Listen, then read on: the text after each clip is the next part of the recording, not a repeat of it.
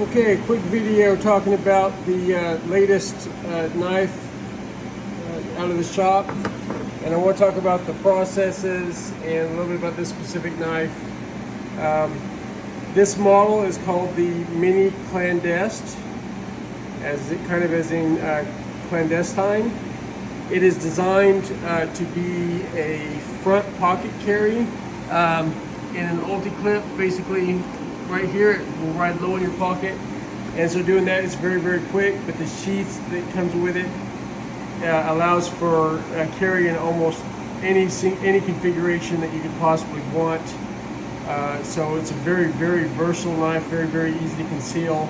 It's full flat ground. I still have to sharpen this one, and I still have to put the maker's mark on it and the serial number. And I'm going to serial number this based on when it goes out. So it is, it's available. It's really about the 78th knife out of the shop, but depending on when it goes out will depend on when it's serial number. So the serial number may be a little bit later than that. I do all the cutting of the blade out myself. I do water jet, but I own a water jet cutter that I bought, $35,000 investment. I bought it just to be able to water jet out blades. And so I water jet out the steel, and this is basically what it looks like after it comes off the water jet, and after a little bit of extra work. So basically I water jet it, I leave the holes a little bit small, and I leave the perimeter a little bit large, and basically I go through and re-drill the holes and ream them so they're precision, and then I go back and re-profile and deburr and all that kind of stuff to get all the water jet marks off of it. And then from that point, I heat treat. And I heat treat my own oven. I do my own heat treating right here in the shop. And then after heat treating, I go to the belt grinders. This is my favorite belt grinder to grind bevels on. And I grind the bevels by hand right here on this TW90 belt grinder. So I do all the basically the beveling and everything like that. I do that by hand. Ream the holes so they're perfect size, chamfer them, and all that kind of stuff.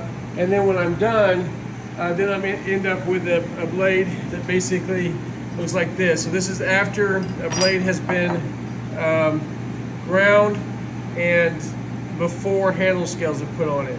So then the process from this is to do the handle scales. So I do pre-drill and countersink my handle scales. So here's an example of a handle scale that has been cut out and drilled and countersunk, and it will basically fit on any one of these blades. And so I generally consider one of these blades to be considered ready to complete, which basically means the blade is ready, it just needs to be final sharpened, and the handle scales need to be shaped to it. So basically, from the time you order, if I have a blade at the ready complete stage, you can choose your handle scales, and then I will basically bolt the handles down to the scales, and then from there I hand shape to get to, you see this really super nice contour. I do that with the handle scales on the individual knife, so each handle scales is precision fit to that individual knife. It will technically fit on another knife, but it won't match up perfectly because I do everything on the individual knife, and then that way there's no gaps anywhere.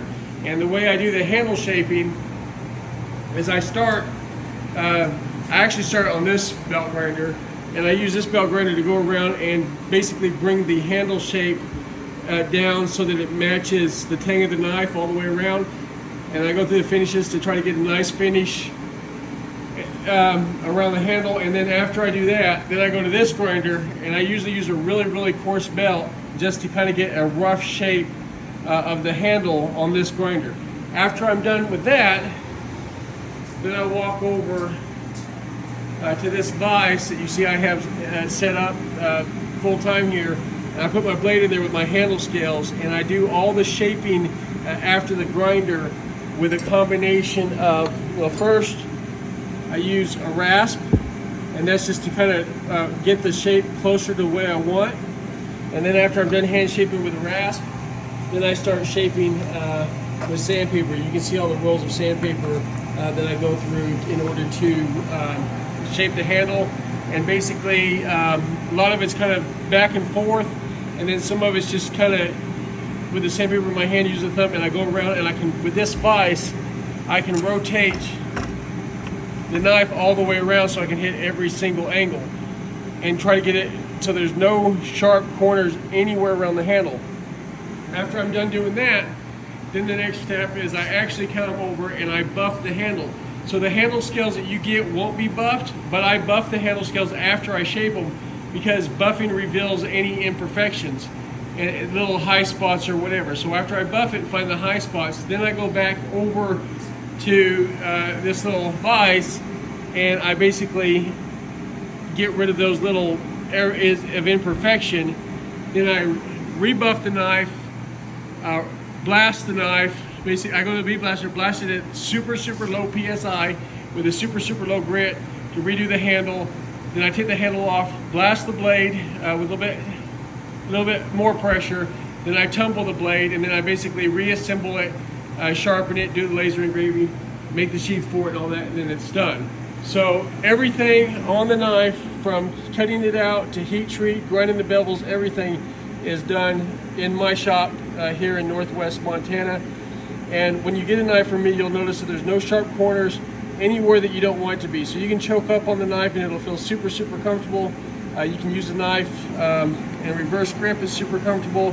A lot of my knives have full-size handles, so they're designed to take your full hand. But this mini series is designed to be able to carry in your front pocket like a pocket knife, and you'll never ever know it's there until you need it, and then be very fast when you do need it. So again, this is the mini clandest, and basically handmade here in Northwest Montana. Talk to you later. Bye.